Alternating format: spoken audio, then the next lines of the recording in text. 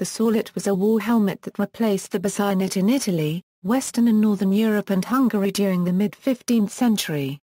In Italy, France and England the armet helmet was also popular, but in Germany the Sallet became almost universal. Origins: the origin of the Sallet seems to have been in Italy, where the term salata is first recorded in an inventory of the arms and armour of the Gonzaga family dated to 1407. In essence, the earliest Sallets were a variant of the bascinet, intended to be worn without an aventail or visor.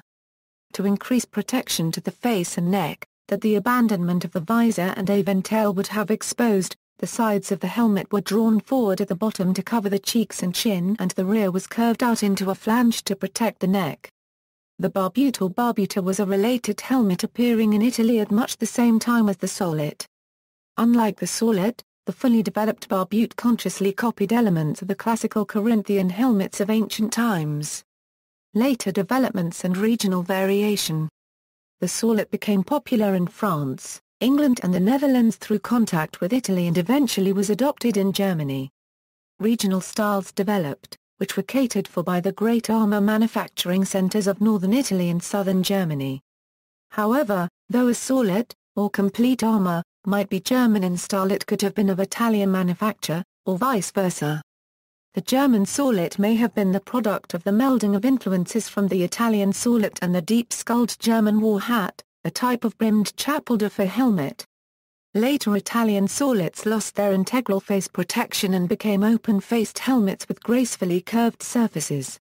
In this simple state they were favoured by more lightly armed troops, especially archers and crossbowmen, whose uninterrupted vision was at a premium. For more heavily armoured troops a greater level of protection could be afforded by the attachment of a plate reinforced for the brow of the helmet and a deep visor, usually of the bellows form, which incorporated many ventilation slits. Such helmets would have been worn with a stiffened mail collar, termed a standard, which protected the throat and neck. Some Italian-style Sallets were provided with a covering of rich cloth, usually velvet, which was edged in silver gilt or gilded brass. Ornamental decoration in the same metals could be added to the surface of the helmet, allowing areas of cloth to show through. In the period 1450 to 1460 a distinctive German style of Sallet appeared. It was round-skulled but was less curvaceous than the Italian Sallet. Its most obvious feature was that the rear of the helmet was drawn out into a long tail, sometimes consisting of a number of lames. One characteristic that distinguishes early German Sallets from later German Sallets up to c. 1495, is the length of the helmet tail, which became more pronounced over time. The front of these helmets sometimes extended down to cover the upper face, with eye slits provided for vision.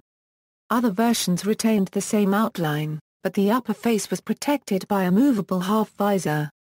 Most German Sallets were worn with a separate scoop-shaped plate gorget, called a bever, that extended from the upper chest to just below the nose and protected the wearer's lower face and throat. Most needed no added ventilation holes, as there was a natural gap where the visor or front of the helmet overlapped the bever near the wearer's mouth. By the mid-15th century a regional variety of Sallet had evolved in England and the Netherlands, termed the English Burgundian style. It was usually worn with a bever and had very similar facial protection to, and frontal appearance as, the German Sallet, but was more curvaceous and possessed a less extreme projection to the rear.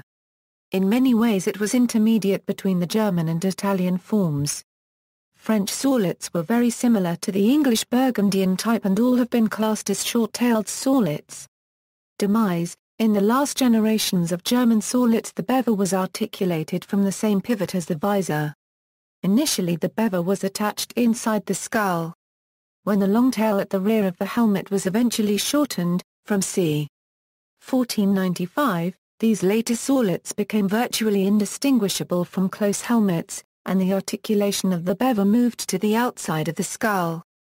The Sallet was gradually abandoned for field use in the first 2 decades of the 16th century, being largely replaced by the close helm and burgonet. However, it was retained into the mid-century, in a heavily reinforced form, for some types of jousting. The German-style Sallet was the model for the World War I German-style helm, whereas the kettle hat inspired the contemporary British and French helmets. The Sallet was the forerunner of the modern combat helmet and firefighter's helmet. Gallery. References. Bibliography, Bedford, John the Collecting Man, D. McKay, New York. Bull, Stephen. North, Tony, An Historical Guide to Arms and Armor. Facts on File, New York. ISBN 0-8160-2620-3. Granks A., Stephen V. A Late Medieval Helmet. The Journal of the Walters Art Gallery, Volume 13/14 pages 20–29 published by, the Walters Art Museum Stable. Nickel, Helmet Arms and Armors, from the Permanent Collection. The Metropolitan Museum of Art Bulletin, New Series, Volume 49, Number 1 published by the Metropolitan Museum of Art. Oakeshott, Award European Weapons and Armor, From the Renaissance to the Industrial Revolution. Lutterworth Press. Further reading, Nickel, H., ed. The Art of Chivalry, European Arms and Armor from the Metropolitan Museum of Art, an exhibition. New York, the Metropolitan Museum of Art and the American Federation of Arts.